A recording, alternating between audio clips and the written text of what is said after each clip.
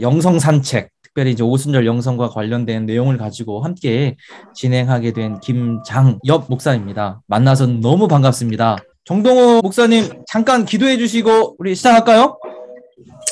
하나님 감사합니다. 오늘부터 오순절 영성 산책을 강의합니다. 주님 강사님 붙들어 주셔서 아버지 전하는 자 듣는 자 모두 은혜 가운데 서로 화합하며 또 충청지방에 뿐만 아니라 우리 교단 내 활성화를 잘 이룰 수 있는 귀한 시간 될 수 있도록 인도해 주시고 우리 가운데 정말 하나님을 더 깊이 많이 알아갈 수 있는 귀한 시간으로 허락하여 주시옵소서. 감사하고 예수님 이름으로 기도드립니다. 아멘. 진행을 이제 하도록 하겠습니다.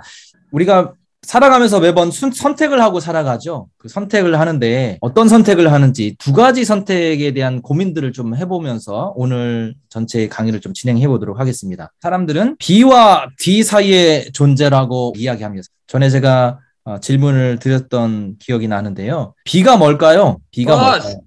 birth. 그리고 D는요? death죠. 네, 삶과 죽음 사이에 우리가 태어나서 죽을 때까지 인간으로서 이 땅을 살아가는 그런 존재라고 이야기를 하죠. 그 B와 D 사이에 C가 있습니다. 그렇죠? 그 C를 저는 이제 초이스라고 이야기를 하는데요. 우리가 죽을 때까지 우리는 한순간도 이 선택이라고 하는 것을 피해갈 수 없는 그런 삶을 살고 있죠. 무엇을 먹을까? 또 오늘 아주 훌륭한 강의가 있는데 여기를 갈까 말까? 또 내일 내가 누구를 만날까? 만나지 않을까? 이런 고민들을 늘 하시면서 살아가곤 하죠. 매번 이렇게 선택을 하며 살아가고 있는 것이 우리의 삶인데요. 그 선택 중에서 첫 번째 우리가 선택해야 되는 중요한 이슈들이 있다고 생각합니다. 좋은 것과 나쁜 것 선택하는 것은 어렵지 않죠. 자기 앞에 좋은 것이 있으면 좋은 것을 주로 선택하죠. 나쁜 것을 선택하지 않고. 또 옳은 것, 옳지 않은 것, 이걸 선택하라고 하면 아마 많은 사람들이 옳은 것을 선택할 겁니다. 하지만 우리의 삶에서 우리가 살다 보면 좋은 것과 옳은 것이 우리 앞에 펼쳐져서 이 좋은 것과 옳은 것 사이에 어떤 것을 선택할 것인가에 대한 고민에 빠질 때가 있습니다. 좋은 것은 우리가 이제 개인의 취향과 감정을 기준으로 삼습니다. 그래서 판단의 권위가 나에게 이로우면 좋은 거고 나에게 해로우면 좋지 않은 거죠. 근데 반면에 이 두 개의 차이점 중에서 옳은 것은 그 권위가 외부로부터 기준이 세워진 것을 의미합니다. 그래서 외부의 어떤 기준이 있어서 그 기준에 부합하느냐, 부합하지 않느냐라고 하는 그런 차원으로 이야기를 합니다. 오순절 신학자 중에 사이먼 찬이라고 하는 조직 신학자인데 이분이 그런 얘기를 합니다. 어떻게 얘기하냐면 진리라고 하는 것은 밖에서부터 주어진 것, 기분이라고 하는 표현을 써서 주어진 것이라고 이야기합니다. 절대적인 존재로부터 우리에게 주어진 것입니다. 내가 마음이 좋고 안 좋고에 따라서 내 상황이 좋고 안 좋고에 따라서 그 진리가 훼손되고 아니면 다르게 생각되고 이렇게 여겨지는 것이 아니라 그 진리는 밖에서부터 주어진 것이기 때문에 변함이 없는 그것을 가리켜서 진리라고 그렇게 이야기를 합니다. 모르는 것도 바로 그런 차원에서 생각하면 외부의 권위를 기준으로 삼는 것. 그래서 그 기준에 부합하는 것이 옳은 거고 기준에 부합하지 않는 것이 옳지 않은 것이다라고 이렇게 판단을 하죠. 이런 차이가 있습니다. 근데 이게 두 가지가 한꺼번에 우리에게 주어지면 이거 선택하기가 쉽지 않습니다. 우리 목회자들이 고민해야 될 부분은 좋은 거 안 좋은 거 성도들에게 야 이거 좋은 거 선택해야지 좋지 않은 것을 왜 선택하냐 라고 얘기할 필요가 없죠. 왜냐하면 성도님들도 다 알거든요. 다 좋은 거 선택하려고 하고요. 해로운 것은 피하려고 하는 것이 우리의 본능이기 때문에 그렇게 고민하지 않습니다. 성도님들 삶 속에서 또는 우리의 삶 속에서 좋은 것과 옳은 것 사이에 고민을 하게 될 경우에 결정을 내리기가 쉽지 않다라는 거죠. 임마누엘 칸트가 이런 얘기를 했습니다. 1724년부터 1804년까지 살았던 계몽주의를 정점에 올려놓았던 그 독일 관념 철학의 기초를 놓은 철학자잖아요. 이분의 묘비에 이런 말이 있습니다. Two things fill the mind with ever new and increasing admiration and awe. 생각하면 생각할수록 점점 더 커지는 놀라움과 두려움에 휩싸이게 되는 두 가지가 있다. 하나는 밤하늘에 빛나는 별, 그리고 내 마음속에 도덕률이 그것이다. 이렇게 이야기를 합니다. 엄마가 아들을 데리고 슈퍼를 갑니다. 물건을 사고 10,000원을 냅니다. 거스름돈을 받았어요. 엄마가 집에 오면서 거스름돈을 딱 확인해 봤더니 굉장히 예상보다 많은 돈을 받은 겁니다. 원래 받을 돈이 5,000원인데 이분이 7,000원을 줬습니다. 그러면 더 많은 돈을 받았으니까 엄마 입장에서는 어떻겠습니까?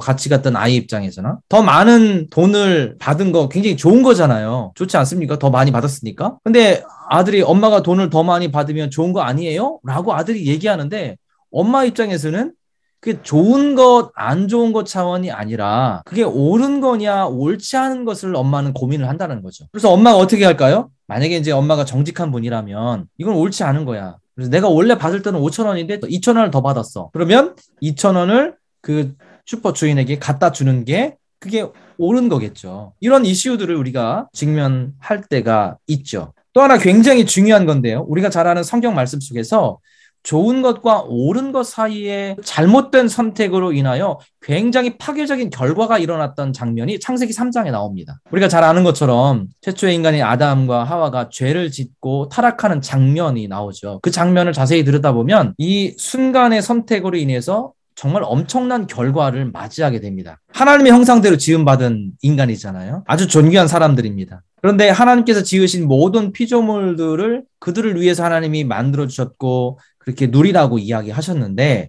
그들 앞에 유혹이 찾아오죠. 뱀이 꼬셔서 우리가 잘 아는 것처럼 동산 중앙에 있는 나무의 열매를 하나님 먹지 말라고 했는데 이 뱀이 꼬시죠. 그 먹지 말라 하더냐? 뱀이 말하기를 선악을 알게 하는 열매를 먹게 되면 눈이 밝아져서 하나님과 같이 선악을 알게 될 거야. 그러니까 야, 너네들한테 좋은 거야. 먹어도 돼. 라고 이야기하면서 이들을 유혹합니다. 이렇게 유혹을 할 때 이 아담과 하와가 선택한 것은 어떤 선택이었을까요? 자기들에게 좋은 선택을 합니다. 자기들에게 좋아 보이는 것, 먹음직스러운 것, 탐스럽게 보이는 그것을 따먹는 그런 행동으로 이어지게 되죠. 근데 이게 옳은 일일까요? 옳지 않은 일입니다. 왜냐하면 하나님께서 따먹지 말라고 하셨기 때문이죠. 그 기준은 하나님의 말씀에 있었습니다. 하나님께서 따먹지 말라고 하신 것을 따먹는 것 자체가 잘못된 것이고 옳지 않은 일입니다. 근데 자기들이 볼 때에는 그게 좋은 것처럼 보였거든요. 이런 고민들을 하게 되는 거죠. 원하는 것을 선택한 결과가 어떤지 우리는 너무 잘 압니다. 에덴 동산에 쫓겨나고요. 무엇보다도 우리가 지금 이제 이번 4주 동안에 함께 집중적으로 관심을 가지고서 들여다볼 주제이기도 한데요. 하나님과의 그 친밀한 관계가 깨어지게 됩니다. 하나님과의 친밀한 관계. 그 관계가 깨어지는 것, 그것은 곧 죽음을 의미하고 그것은 곧 지옥을 의미합니다. 부모님과의 관계가 깨어지면 얼마나 괴로워요. 그렇죠? 아이들이 사춘기 때 얼마나 힘듭니까? 힘든 이유가 그들과의 관계가 금이 가기 때문에 그렇죠. 서로를 이해하지 못하기 때문에. 사랑하는 사람과의 친밀한 관계가 깨어질 때 세상이 무너지는 것 같은 그런 마음이 들죠. 그게 바로 지옥을 경험하는 그런 상태일 겁니다. 우리가 이제 어떤 선택을 할 것인가에 대한 그런 부분, 고민들을 하게 되는데 오늘 저희들의 모습 속에서 이 고민들을 좀 한번 해보시면 좋겠다라는 생각을 합니다. 우리의 삶에서 고민하는 또 다른 선택이 있습니다. 그것은 나와 너의 관계와 나와 그것의 관계성 속에서 무엇을 선택하느냐의 문제입니다. 나와 너와의 관계랑 나와 그것의 관계의 차이가 무엇일까요? 어떤 차이가 있을까요? 사람과 사물인가요? 얼핏 보면 사람과 사물, IN 이시니까 I는 사람이고 이는 그것이니까 사물이겠죠. 네, IN 다우, 나와 너는 뭘까요? 그러면? 사람과 사람과의 관계가 IN 다우고 사람과 사물의 관계가 IN 이실까요? 제가 지금 두 사람을 제가 소개를 하려고 합니다. 의사이면서 사회학자인 이 크리스테드와 정치학자인 파울러.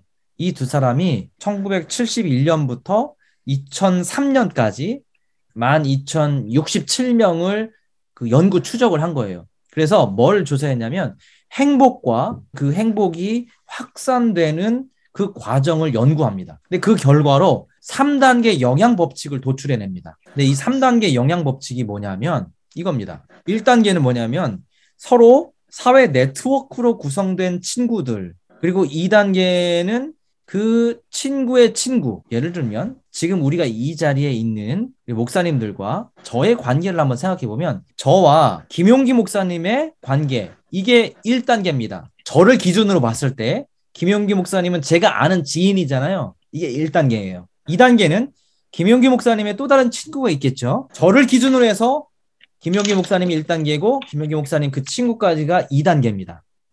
그러면 그 친구분의 또 다른 친구가 있습니다. 이게 몇 단계일까요? 천재십니다. 3단계입니다. 이거 안 알려드렸는데 어떻게 아셨을까요? 3단계입니다. 3단계. 그러면 그 친구분의 또 다른 친구가 있습니다. 이 몇 단계일까요? 4단계. 야, 하산하셔도 되겠습니다. 이제 4단계입니다. 근데 그 영향을 얼만큼 영향을 주는가를 그걸 연구한 겁니다. 그걸 연구했는데요. 나를 기준으로 했을 때 내가 행복해요. 엄청 행복해요. 그럼 그 친구가 행복할 경우 그 영향을 주잖아요. 그렇게 영향을 주는데 내 이제 김용기 목사님께서 엄청 좋은 일이 있어요. 행복해요. 그러면 그 행복한 김용기 목사님의 그 행복한 기운이 나한테 전달될 그 확률이 얼마냐면 15%가 전달이 된대요. 15%. 그러면 김용기 목사님의 친구분이 행복해요. 그러면 그 행복 지수가 나한테 영향을 미치는 것은 10% 영향을 미치는 거예요. 김용기 목사님의 친구의 친구가 행복해요. 그러면 그 행복한 친구분의 친구가 행복하면 저에게 7%의 영향을 미친다고 하는 이 놀라운 결과가 나온 거예요. 4단계 넘어가면 더 이상 뭐 크게 영향을 미칠 정도로의 그 영향력은 있지 않다라고 얘기해서 이 3단계 영향 법칙을 찾아낸 그 연구 결과가 있습니다. 그게 이제 이 행복은 전염된다라고 하는 책에서 이야기하고 있는 내용입니다. 무엇을 얘기할까요? 우리는 연결돼 있다라는 거죠. 관계 안에 있다라는 겁니다. 서로가 서로에게 영향을 미치고 서로가 서로에게 거꾸로 악영향을 미칠 수도 있겠죠. 내가 행복하면 내 옆에 있는 사람이 행복해지는 겁니다. 이게 행복은 전염되는 거죠. 행복은 바이러스다 뭐 이런 얘기를 많이 하잖아요. 김남조 시인의 이 시를 제가 읽어드릴게요. 그대의 근심이 있는 곳에 나를 불러 손잡게 하라. 큰 그 기쁨과 조용한 갈망이 그대 있음에 내 마음에 자라거늘. 오 그리움이여 그대 있음에 내가 있네. 나를 불러 손잡게 그들의 사랑 문을 열 때 내가 있어 그 빛에 살게 해. 사는 것에 의롭고 고단함 그대 있음에 삶의 뜻을 배우니 오 그리움이여 그대 있음에 내가 있네. 나를 불러 그 빛에 살게 해. 지금 시인이 노래하고 있는 것은 당신이 있기 때문에 내가 있는 것입니다. 를 노래하고 있습니다. 그대 있음에 삶을 배우니 그대 있음에 내가 있다. 그래서 인간은 함께 존재 또는 사이 존재라고 이야기를 합니다. 이것이 존재의 신비입니다. 이것이 하나님께서 사람을 만드셨고 그 사람과 사람이 서로 교제하게 만들어 놓은 신비로움입니다. 아까 제가 이제 두 가지 관계성 말씀드렸죠. 아이엔 다우와 아이엔 잇. 이 마틴 부버가 아주 짤막한 책 한 권을 1937년에 이 사람이 썼습니다. 근데 이 책의 내용은 이 두 관계성을 이야기하고 있습니다. 아이엔 다우의 관계는 뭐냐면 인격적인 관계입니다. 서로가 서로를 인격적으로 대하고 서로가 서로를 존중하고 서로를 위해주고 사랑해주고 품어주는 이 관계를 가리켜서 아이엔 다우라고 합니다. 나와 너의 관계라고 그렇게 명명을 하고 있습니다. 또 하나의 관계는 IN 2세 관계입니다. 이것은 비인격적인 관계이고 일방적인 관계이고 수직적인 관계입니다. 온전한 소통이 이루어지지 않고 서로가 서로를 수단으로 생각합니다. 그 사람을 도구로 생각하죠. 갑질이 바로 이런 거 아닐까요? 갑질이라고 이야기하는 그런 관계성. 그게 IN 2세 관계입니다. 우리가 우리 아이들과의 관계도 정말 인격적으로 아이들을 대하고 품어주고 하는 그런 관계성이라면 IN 다우의 관계죠. 그런데 권위적이고 내 말을 무조건 따라야 하고 옛날 아버지상을 갖고 있다면 그것은 IN 다우가 아니라 IN 2세 관계입니다. 어느 학생이 교수님을 찾아갑니다. 어떻게 하면 성적 잘 받을까? 거기에만 온통 관심이 있는 거예요. 교수님과 소통하고 이런 건 전혀 없고 그냥 단지 내가 얻는 것만 취하려고 하는 그런 관계가 바로 IN 2세 관계입니다. 연인 관계도 마찬가지고 우리가 관계를 맺고 있는 사람들과의 그 관계성도 잘 살펴보면 수단으로 생각하는 것은 IN 2세 관계죠. 출애굽 당시 이스라엘과 애굽의 관계가 그런 관계였습니다. 애굽의 노예로 이들이 일을 하죠. 단지 수단에 불과한 사람들이었습니다. 이용하는 관계, 이게 IN 2세 관계입니다. 반면에 IN 다우, IN U의 관계는 나와 너의 관계는 서로 배려하고 섬기고 그 사람을 사랑하고 하는 관계입니다. 이게 바로 성경이 이야기하고 있는 진정한 관계입니다. 이쯤에서 제가 창세기 1장을 언급하고 싶습니다. 창세기 1장 1절이 뭐죠? 태초에 하나님이 천지를 창조하시니. 맞습니다. 기가 막히십니다. 역시 태초에 하나님이 천지를 창조하시니라. 요 구절은 이렇게 바꿀 수 있습니다.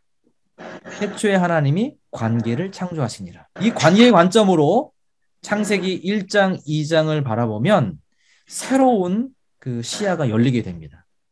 저는 이번 4주 동안에 이 관점으로 우리가 조금 더 성경을 들여다보고 또 우리의 목회를 들여다보고 또 우리가 살아가고 있는 우리의 삶을 들여다보기 위한 목적을 가지고 있습니다. 하나님께서 천지를 창조하셨습니다. 첫째 날 뭐 창조하셨죠? 빛. 둘째 날 궁창. 셋째 날 땅 바다. 넷째 날 일월 성신. 해달 별들. 다섯째 날 새와 물고기. 여섯째 날 사람과 짐승들. 이제 뭔가 규칙이 있지 않습니까? 첫째 날 한자입니다. 빛. 둘째 날 궁창. 공간이죠. 셋째 날 세자입니다. 땅 바다. 넷째 날 일월 성신. 또는 해, 달, 별들. 다섯째 날 새와 물고기. 여섯째 날 사람과 짐승들. 다 아시는 건데 왜 모르는 이 표정을 하고 계시는지 정말 의아스럽습니다. 하나님께서 만드실 때 그 피조물을 만듦과 동시에 하나님과의 관계성이 딱 형성이 되는 겁니다. 그렇지 않습니까? 하나님과의 관계성이 생겼고 그 관계성 안에 하나님께서 보시기에 좋았더라.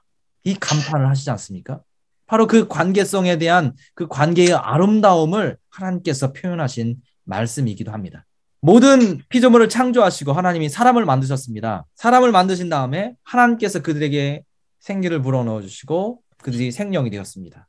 하나님께서 이들을 만드신 다음에 그들에게 생육하고 번성하라 말씀하십니다. 그리고 모든 자연을 다 누리라라고 말씀하셨죠. 하나님이 사람을 만드심과 동시에 하나님과 사람 사이에는 새로운 관계성이 형성됩니다. 어떤 관계성일까요? 하나님과 인간의 관계성. 하나님, 창조주 하나님과 피조물인 인간의 관계성이 형성이 됩니다. 자, 그 관계성 안에서 기준 하나를 하나님이 설정해 놓으신 겁니다. 그게 뭐죠? 하나님께서 말씀하신 그 말씀 하나. 동산 중앙에 있는 선악과를 따먹지 말라고 하는 하나님의 말씀, 기준을 하나 만들어 놓으신 거죠. 결국에 우리가 다 잘 아는 것처럼 이 말씀을 어겼기 때문에 관계성이 깨어진 거예요. 이렇게 관계가 깨어진 것을 언제 관계가 회복되죠? 우리가 지금 사순절 기간을 지나고 있는데요. 예수 그리스도로 말미암아서 그 관계성이 회복이 되는 그 회복의 길을 열어주시는 그런 사건을 하나님께서 우리 가운데 허락해 주신 거죠. 첫 번째 아담에서 관계가 깨어졌다면 두 번째 아담인 예수 그리스도로 관계가 온전히 회복되는 이 놀라운 사건을 하나님께서 우리에게 허락해 주신 거죠. 이게 은혜 아니겠습니까? 자, 이 관계성으로 계속 볼 건데요. 오늘은 나와 나와 그것의 관계만 간단하게 설명드리고 오늘은 마치도록 할게요. 먼저 우리가 성막의 의미를 좀 살펴보면 이 관계성을 조금 더 깊이 이해할 수 있다고 생각합니다. 출애굽기 29장에 보면 하나님께서 우리에게 회막을 주셨습니다. 회막을 주신 이유는 하나님의 임재하심, 하나님의 임재하심을 그들이 경험하고 하나님과 그들 이스라엘 백성 사이에 그 친밀함을 누리기 위해서 이 성막을 주신 거죠. 이 성막은 그래서 만남의 장소입니다. 에밀 브루너가 그 만남의 시작을 이야기하고 있잖아요.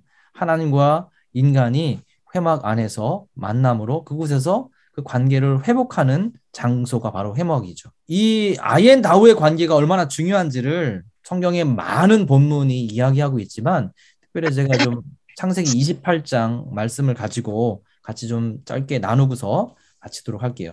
창세기 28장 10절, 12절 우리가 너무 잘 아는 말씀입니다. 야곱이 브엘세바에서 하란으로 가는 도중입니다. 하란으로 쭉 도망가고 있잖아요. 도망가는데 그곳에서 지나가다가 이제 해가 져갖고 갈 수가 없으니까 거기에서 잠잘 곳을 찾고 그리고 그곳에서 돌을 베개 삼아서 자죠. 근데 꿈속에 본즉 사닥다리가 땅 위에 서 있는데 그 꼭대기가 하늘에 닿았고 본즉 하나님의 사자들이 그 위에서 오르락 내리락 하고 또 본즉 여호와께서 그 위에 서서 하나님께서 말씀하십니다. 나는 아브라함 이삭의 하나님이다. 내가 누워있는 땅을 너와 내 자손에게 내가 주겠다. 이렇게 약속하십니다. 내 자손이 땅의 티끌같이 되고 내가 동쪽과 서쪽과 남쪽과 북쪽으로 퍼져나갈 것이고 모든 족속이 너와 내 자손으로 말미암아 복을 받을 거야. 자, 이 약속은 아브라함에게 하신 약속입니다. 그리고 이삭에게 한 약속입니다. 그 이삭에게 한 약속이 이제 지금 야곱에게 한 약속으로 주어지고 있는 그 모습을 보게 되죠. 내가 너와 함께 어디로 있어 어디로 가든지 너를 지키며 너를 이끌어 이 땅으로 돌아오게 하랴. 이 얘기를 합니다. 잠에서 깨어납니다. 야, 여호와가 여기 계신 걸 내가 알지 못했구나. 두려워하여 이르되 두렵도다. 이곳이여 이것은 다름 아닌 하나님의 집이요 이는 하늘의 문이로다 하고 야곱이 아침에 일찍 일어나 베개로 삼았던 돌을 가져다가 기둥으로 세우고 기름을 붓고 그곳을 베델이라 이야기합니다. 꿈에 본즉 사닥다리가 땅 위에 서 있는데 또 본즉 아브라함의 하나님, 이삭의 하나님이다 라고 하나님께서 이야기하시면서 내가 누워있는 땅을 너와 내 자손에게 주겠다 이렇게 이야기합니다. 최고의 복은 하나님과의 만남이라고 확신합니다. 아멘. 하나님과의 만남이 정말 최고의 복입니다. 네. 우리가 하나님과의 만남이 친밀한 관계 안으로 들어갈 때 그 관계를 아옌 다우라고 얘기를 할 수 있겠죠. 만날 때 하나님 이렇게 말씀하십니다. 여호와께서 이르시되 나는 내 조상 아브라함의 하나님이었다. 그런데 이제는 내가 너의 하나님이 될 거야. 이 얘기를 선포하고 있는 거죠. 내가 너와 함께 하겠다. 그리고 너를 지키겠다. 그리고 이끌어서 이 땅으로 오게 하겠다. 이 얘기를 하고 있습니다. 지금 야곱의 처지는 어떻습니까? 굉장히 외롭고 또 두렵고 또 무서운 그런 상황 아니겠습니까? 쫓겨가고 있죠. 날은 저물었죠. 정말 처량한 그런 신세였습니다. 그러면서 그때 정말 힘들고 어려운 그 상황 속에서 하나님께서 찾아오신 장면을 우리가 지금 이 말씀 속에서 보고 있는 거죠. 이 놀라운 기적은 그 전에 하나님과 야곱이 아옌 2세 관계였다가 아옌 다우의 관계로 변하는 아주 중요한 전환점의 시간입니다. 야곱이 하나님의 어떤 분이신지 몰랐을까요? 아마 분명히 알았을 겁니다. 신앙 좋은 엄마로부터, 또 아빠로부터, 또 예전에 할아버지로부터 하나님은 이런 분이시다라고 하는 그런 내용들을 정말 수도 없이 많이 들었을 겁니다. 하지만 오늘 이 말씀 전과 후로 야곱의 인생이 굉장히 크게 변화가 됩니다. 그전에는 지식으로만 알고 있었던 하나님이었지만 바로 이 시점부터 그는 하나님을 진짜 만난 하나님의 사람, 그리고 그 하나님과의 친밀함을 누리며 살아가는 관계 안으로 들어가게 된 거죠. 우리의 자녀들이 이런 관계가 되어야 하고요. 우리의 성도들이 이런 관계로 나아갈 수 있도록 우리는 기도해야 하고 또 그들에게 도움을 주어야 하는 거죠. 그게 바로 우리의 역할 아니겠습니까? 그들이 그렇게 하기 전에 우리가 먼저 또 그 관계 안으로 들어가야 되고요. 이 친밀한 관계를 누리고 살아가는 자가 아옌 다우의 관계 안에서 살아가는 자입니다. 그 관계가 참으로 복된 관계이고요.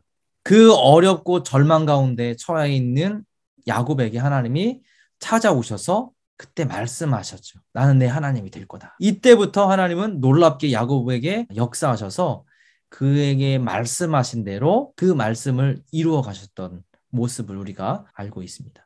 관계 안에 들어가서 하나님과의 그 친밀함을 누리기 시작하는 그 시발점이 바로 오늘 말씀입니다. 오늘 제가 얘기하려고 하는 핵심이 바로 이런 부분입니다. 우리의 삶에 이 아옌 다우의 관계를 신앙에서도 그리고 우리의 삶에서도 만들어 가야 한다는 거죠.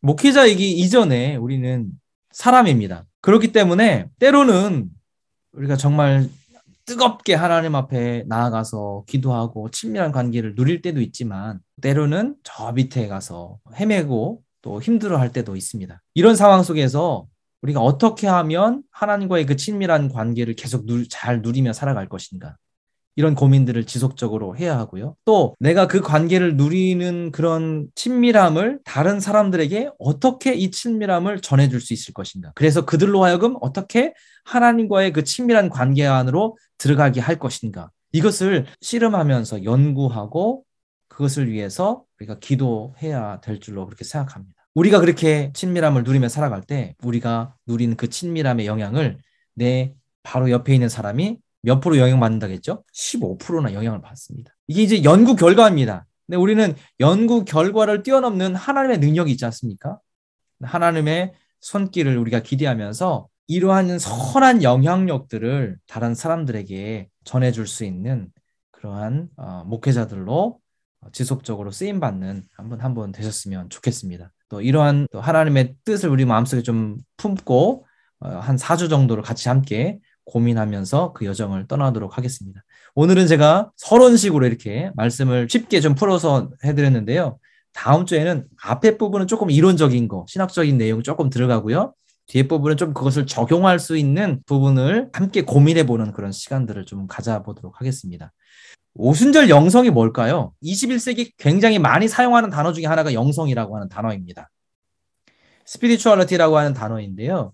이 영성이 의미하는 바가 무엇일까요? 저는 사람의 관계를 맺어가는 능력이라고 생각합니다. 또 오늘 잘 적용하셔갖고 오늘 하시는 것들을 잘 엮어내셔서 맺어가는 능력이다. 그게 영성이다. 그런 개념으로 사회학에서 많이 그렇게 정의하기도 합니다. 또 영성이 뭘까요? 저는 제 생각에는 내 안의 것들을 회개함으로 버리고 주님으로 채워지는 그 부분, 그래서 주님으로 나타내지는 것. 네, 하나님의 것으로 채워지고 그래서 네, 내가 그 채워진 것을 내 삶 속에서 드러내는 것. 네, 이게 영성이다. 말씀대로 살아내는 것, 살아내는 것. 살아내는 것. 그럼 삶이네요, 삶. 실력, 삶으로 살아내는 실력. 삶으로 살아내는 실력. 능력 또는 실력. 실력. 네. 하나님의 성품인 사랑과 가장 깊이 연합되어져 간 그 정도라고 생각하고요. 다른 사람을 대하는 태도, 그걸 통해서 그 사람의 영성이 어느 정도라고 보인다고 합니다. 네. 그러면은 제가 질문을 하나 드리면 저 사람이 영성이 아주 뛰어나. 이런 어떤 의미로 사용하는 걸까요? 그의 삶이 하나님의 말씀과 사랑하라고 하는 이웃사랑과 하나님 사랑이 일치되어서 그러니까 위선 없이 정말 허식 없이 정말 진실되게 살아가는 모습이겠죠. 나와 이웃을 향하여 진실된 모습으로 사랑하며 섬기며 살아가는 그런 모습을 통해서 그 사람을 더 이렇게 인정해 주지 않겠습니까? 그러면 신앙이 좋은 사람이라고도 표현할 수 있겠습니까? 아니죠.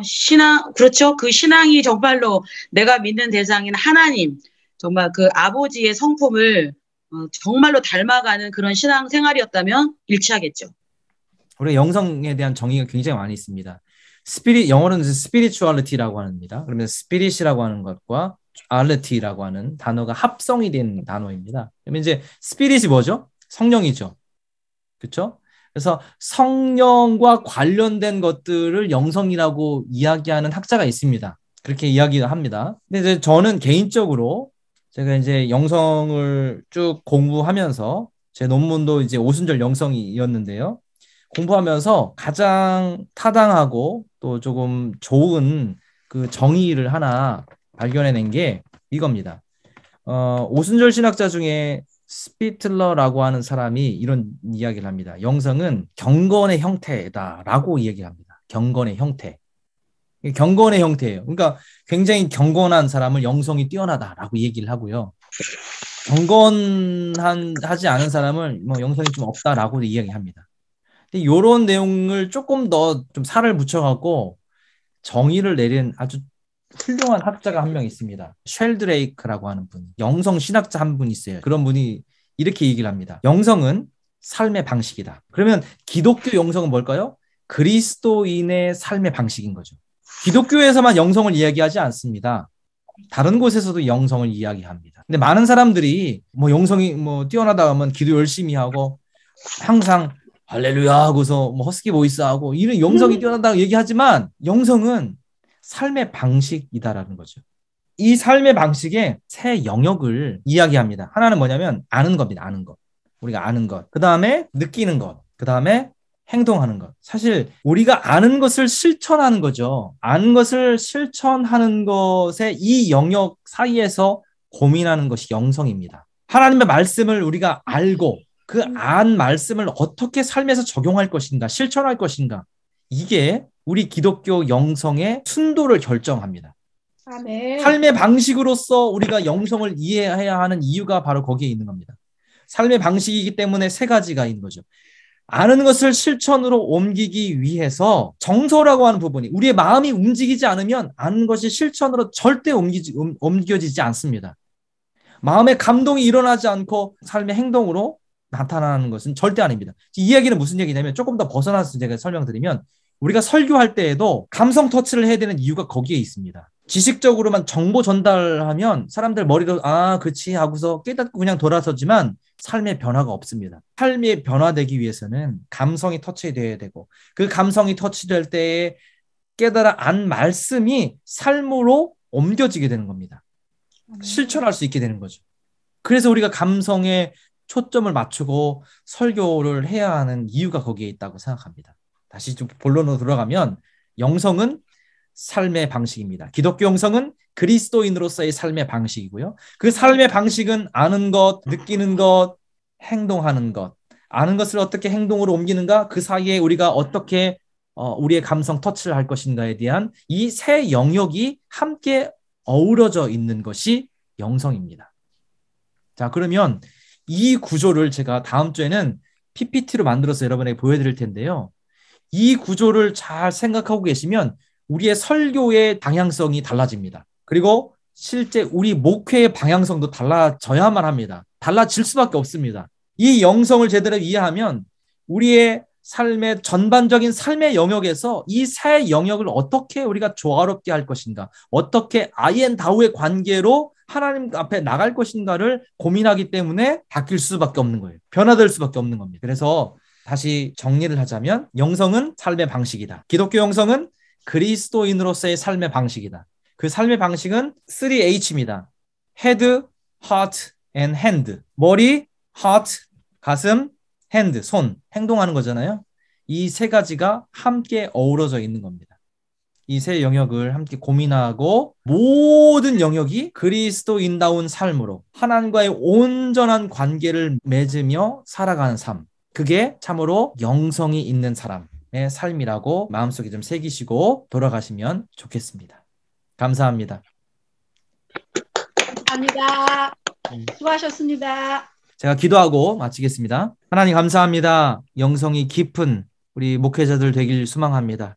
아멘. 하나님과의 온전한 관계 안에 그 친밀함을 누리며 살아가는 저희 모두가 되게 하여 주시옵소서. 아멘. 그래서 하나님과의 그 친밀한 관계를 통해 우리 주변에 있는 많은 사람들이 주께로 돌아오게 하시고 또 그 관계를 통해서 세상에 예수님을 몰랐던 많은 사람들이 주님을 바라볼 수 있는 축복의 통로로 우리 모두를 사용해 주옵소서. 아멘. 이 밤도 하나님 함께 공부하기 위해서 모인 한 분 한 분 주님께서 기름 부어주시고 그들의 삶의 모든 영역에서 하나님의 영으로 충만케 하여 주옵소서. 아멘. 감사드리며 예수님의 이름으로 기도하였습니다. 아멘. 아멘. 네, 수고하셨습니다.